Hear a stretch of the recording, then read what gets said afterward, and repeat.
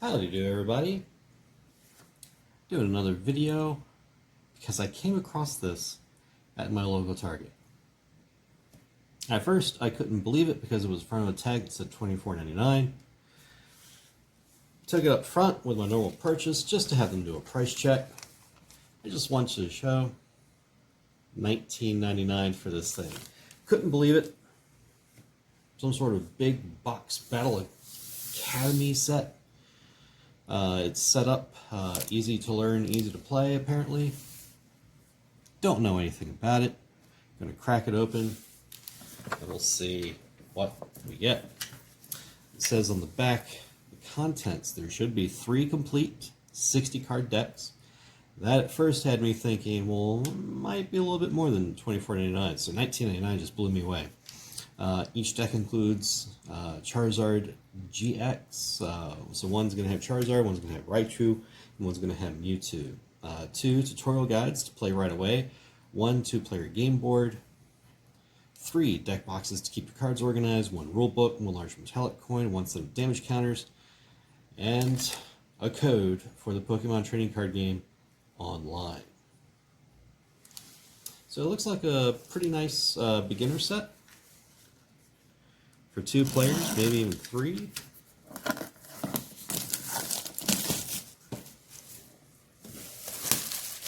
I haven't done Pokemon in a long time. I'll buy cards occasionally, just because I know my nephew will probably like to have some of them. Already, I am impressed. This is like board game quality, oh, hitting the camera, board game quality 2-player board here. Can't even get it out. Alright, let's look at this.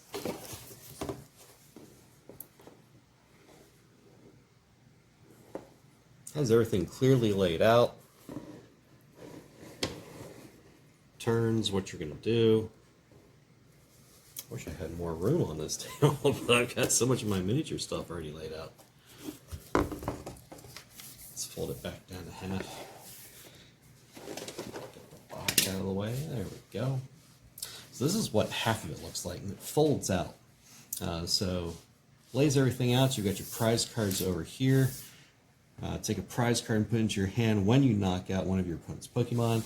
Alright, spells that out good enough. Your active spot, what does that do? The Pokemon in your active spot is your active Pokemon. This is the Pokemon you attack with and the Pokemon your opponent attacks. And it even says right up here, you know, you got your name, you got your hit points, you got attack cost, you got your attack damage. Alright, and then let's take a look down here at the bench. Your bench can hold up to 5 Pokemon. 1, 2, 3, 4, 5. All Pokemon put here must start as basic Pokemon. So yeah, it definitely spells everything out for you, makes everything really simple. Deck. When you draw a card, take the top card from the stack of cards. And when one of your Pokemon is knocked out, put it in all its attached cards here, face up. Trainer cards also go here after you play them. What can you do in a turn? So this is really nice. And again, the board is board game quality. This is not gonna wear out on you. Perfect for a game store to teach people how to play Pokemon. Perfect for kids who are just looking to get into the game. Alright, now we have a couple deck guides. Use this guide with the Pikachu deck. Let's take a look at this. Nice. Gives you the full deck list right here. Put that on camera so everyone can see what exactly you're going to get in each one. What you need for this tutorial game, setting up, how to use your benches, taking your first turn. This is a really nice starter set right here, especially for $19.99. Definitely worth the price. And then what's next?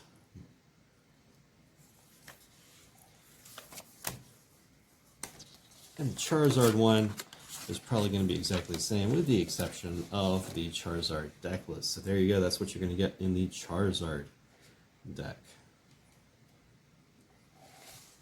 We'll take a look at those here in just one second.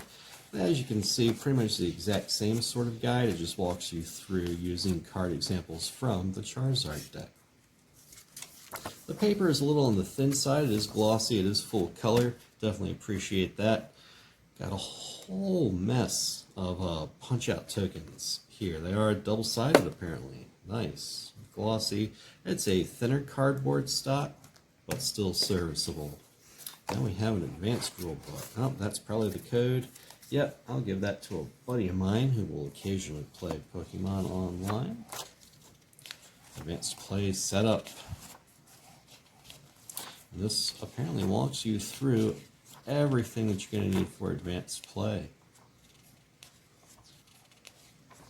I was kind of hoping they would have had the Psychic deck list in there.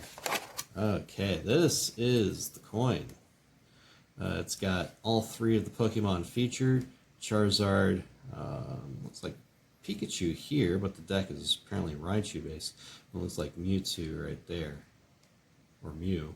I forget, it's been so long. It is double-sided. Not quite sure how it flips. Pokemon coins are usually notorious in flipping in the wrong way. So it looks like the deck came out of its spot. Looks like it goes there. Looks like your tokens will go here on the side. Let's do a traditional lift of the case. There is nothing underneath. But I love how they have a molded plastic insert, spaces to keep all of your decks. Unfortunately, you wouldn't be able to sleeve these up, it looks like, to keep in here. But just for something that you're going to use to teach with, maybe at a local game store, maybe in a gaming club, gaming group, or maybe just you and your kids, or maybe you and your nieces and nephews want to get into this and you just want to try things out. 20 bucks. I haven't even looked at the decks yet, and I'm impressed. This is really good. So let me move these books to the side here. Now we'll take a look at the decks.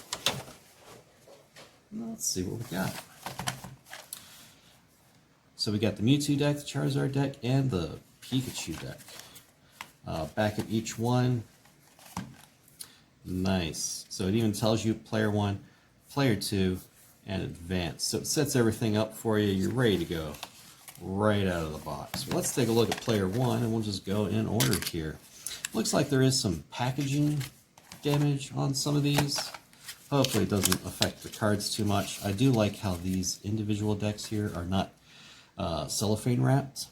It makes it easier for younger Pokemon players to get into the game without having to worry about fumbling and ripping through a bunch of plastic. The cards inside the boxes were not cellophane wrapped. I do like how they are yellow bordered. One Christmas season I picked up a deck that had these special energy in Pokemon, and it was like a blue border. I really liked the blue border, but some of the other Pokemon players at the local game store said that they really don't prefer those. They don't like the alternate borders. Although it would have kind of been neat if they had done like a special border color for this Battle Academy. That would have been pretty neat. And I've always said that in Magic they should use different color borders for promotionals and tokens and all sorts of things. So here we have the Charizard Gx. Stage 2, 250. Looks like it takes a lot of energy to get up there. It is weak against water, and then the retreat costs. Who really retreats? Cynthia. And I'm going to take my time and go through some of these just because I haven't played Pokemon in quite some time. I used to work at Toys R Us. I worked there for over 18 years. I was there on the very last day that our local Toys R Us shut down. When I first started, they were at an older store location that I used to visit as a kid that actually had an upstairs area that they used for a Pokemon league. I got to know the guy who ran that. And then we started playing Dungeons & Dragons, Magi Nation, and a couple other games together. And then when Toys R Us moved to its new location, to the north of the city. Oh, wow. Salazzle. I've not heard of that one before. It's advanced. The new location actually had a party room with a refrigerator and some tables in it. And everyone at the store knew that I did, Pokemon and Magic and all sorts of stuff. So they asked if I wanted to run the the Pokemon League, which we then also picked up Yu-Gi-Oh! And we did a Yu-Gi-Oh! League. But I happily agreed. So I would pick up a deck every now and then, and they would send me common cards and promotional cards to hand out to the kids as they hit certain thresholds. So I would just make a deck just so I'd have something to play with. It's a fun game. You don't need every game to be like super advanced. Just having something that's fun where you can, I pull out Salandit. You can just attach an energy. You got to start somewhere. Look at Settlers of Catan compared to Twilight Imperium. They're both fun games. Each one serves a role. People will say that Settlers of Catan and Ticket to Ride are like entry games. They get people into the board game hobby. But even advanced players will play Settlers of Catan. It's just fun to play. It's just fun to revisit. Eevee. I love Eevee. Eevee. Everyone should be able to relate to Eevee because Eevee can be anything. It's got so much room to just grow and become anything that it wants. Everyone should think of themselves as Eevee.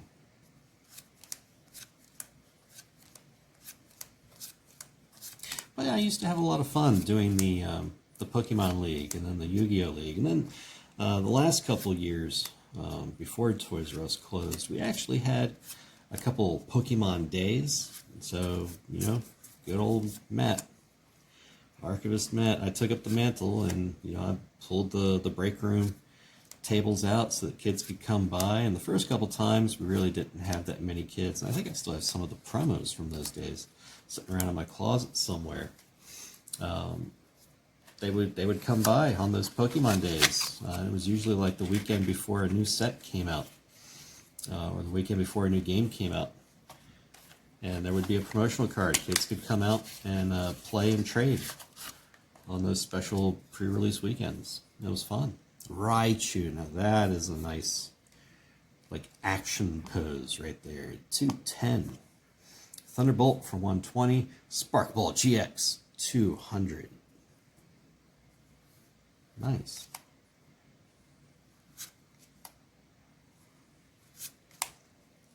And the first couple times we had those days, only had a handful of kids, but then as everyone started to get the advertisements, we started to tell everyone about it. I think we had 30 at the last one that we did.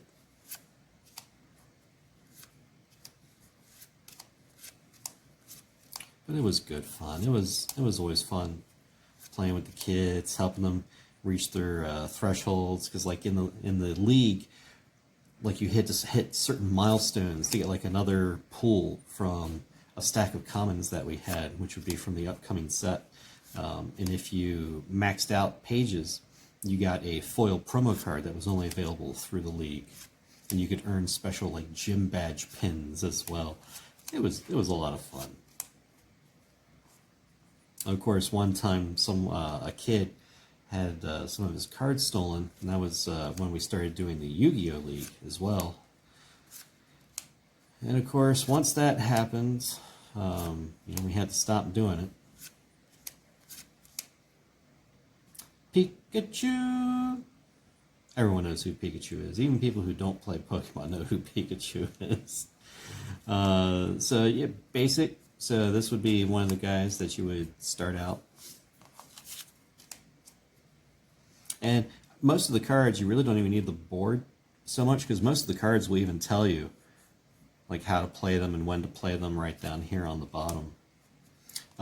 You may play only one supporter card during your turn, and it has to be done before you attack. And you'll say supporter up here. So Pokemon is one of those games where they've tried to make it as easy to get into as possible. You don't have to break the piggyback to get involved. As you can see, $20, you get 3 decks. They look like they're really nice decks. I mean, a pre-constructed deck for a new set will run you about 20, 25 in some cases, especially if you buy them from a place like Target or Walmart. Chansey, basic Pokemon, 130. You have to get 3 energy on them, though. You can only put, I think, 1 energy out a turn. So even if you have 5 energy in your hand, you can only put 1 out a turn. And even then, you have to be careful. Like, if they're out here and you get 3 energy on them and that Pokemon gets knocked out or KO'd, all that energy goes in the discard pile, too, because that energy is attached. Blitzel! Blitzel! That's an awesome name. I don't remember this guy. Blitzel. He must be new from one of the newer sets. So yeah, you just need 1 lightning energy on him, and that's pretty much all the energy you have in here. Do 10 damage to someone. As you can see, basic Pokemon have the lower hit point totals. And some will have weaknesses, where if they take damage of that type, you just follow the multiplier. So if he would take 10 fighting damage from a fighting, I believe it's fighting. I don't think it's fire. Fighting type Pokemon, that 10 would instead be 20. And then he has resistances, and I think that's metal, if I remember correctly. Someone's going to have to correct me on that. So if he were to take 20 metal damage, he would instead take none.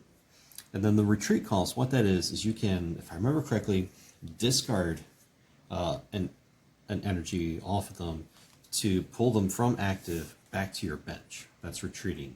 And then you would have to replace them, because you always need to have an active Pokemon. Let's put a Pokemon right up here in that spot just to see how well they've got. So yeah, attack cost, attack damage, hit points, right up in there, and name right up in there. So yeah, they've done a good job with the layout. All right, those are our first 2 decks. Nothing flashy, nothing fancy, but 2 60-card decks. Let's take a look at number 3. This is the Mewtwo deck. Mewtwo Gx, 180. Super Psybolt is going to hit them for 110. Psycrush Gx is going to hit them for 120. Discard all energy from your opponent's active Pokemon. How about that?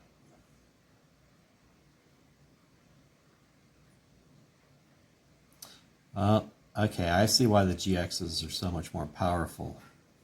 Right down here. Hard to see because it's foil. See if we can zoom in. You can't use more than 1 GX attack in a game. So only 1 time in a match will you be able to hit them with this Psycrush GX.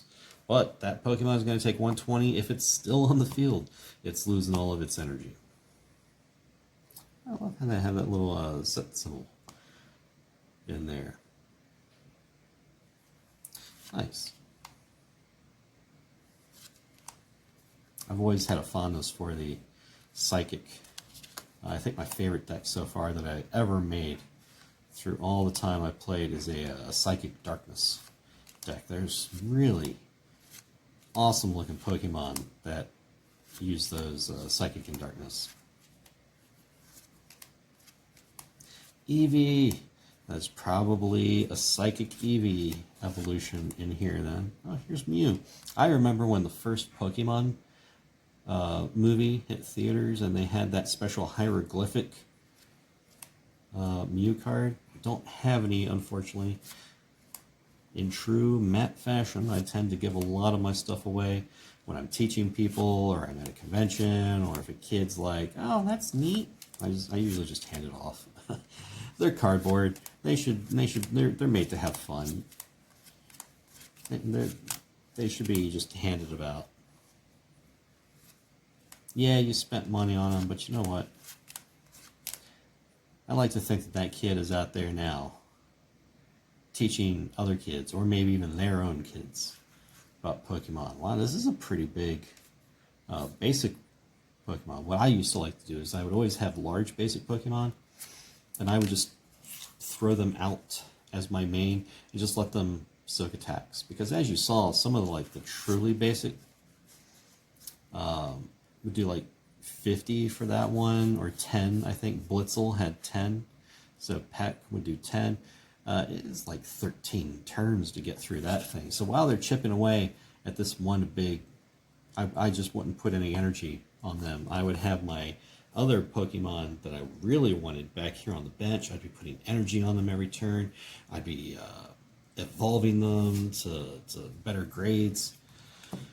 And then eventually they would get rid of that one. So I'd be down by one, but I would have a whole bench of things that were just built up. That's what I used to do. I'm not even sure if that's a viable strategy anymore. Snorlax. 150. Get 4 energy on them. Do 100 damage. And when you do these attacks, that energy stays on. So once you hit 4 energy, you can do that every turn. Until you lose energy somehow. Drawing 3 cards. One thing I will tell everybody, if you're getting into Pokemon or if you're getting into any other card game, any game that allows you to draw cards in any fashion, card draw wins games. You'll hear that said a lot as you explore a lot of other games, but it's true. Anything that allows you to get more of a resource, more options, it's going to win you a game. Imagine if this was the only card in your hand. Well, all you had to do is that. But if you have a card that lets you draw 3 cards, and then you're looking at this, you got a lot more options. Espeon, alright, so we've got, this is the Eevee Evolutions. I mean, like there's Fire Eevee Evolutions, there's Lightning Eevee, there's Eevee Evolutions for everything. Eevee can become so many different Pokemon. That's why a lot of people like it. It has nothing to do with the fact it's cute and cuddly and furry and heroic and charismatic. More draw 3. Yep, card draw wins games. Switch your active Pokemon with one of your bench Pokemon. Being able to do this will save you from having to waste energy by retreating. Also, if I remember correctly, when you retreat, the Pokemon that comes back out into the active spot cannot attack that turn. You may play this. You can play as many item cards as you like during your turn before your attack. So with switch, you could swap them and then get your attack in. That other Pokemon can still do stuff. If I remember correctly, it used to be if you retreated, you couldn't attack that turn. That was basically your action to retreat. Bug Catcher, draw 2 cards, flip a coin. If heads, draw 2 more cards. Card draw wins games. I love how they considered that. Those cards are in all the decks. So not bad. For 20 bucks. 20 bucks at Target. Go check it out.